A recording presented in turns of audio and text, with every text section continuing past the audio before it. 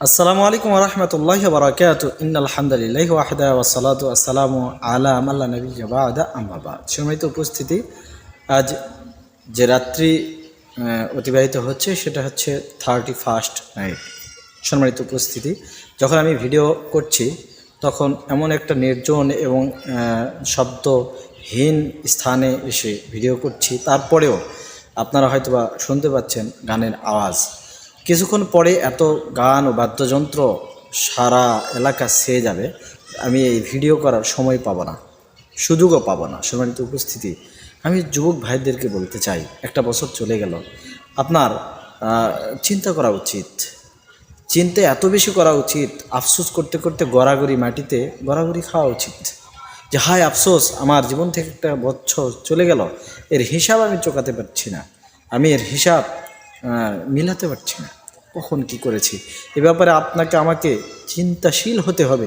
অথচ আমরা একজন যুবক ছেলে বলতেছে যে হুজুর, আমাকে তারা ওই পিকনিকে চাচ্ছে, আমি তো যেতে চাচ্ছি না। তো তারা বলতেছে যে চিল করতে হবে মামা, চিল করতে হবে, বয়সটা এখন যুবক, এখন চিল করতে হবে।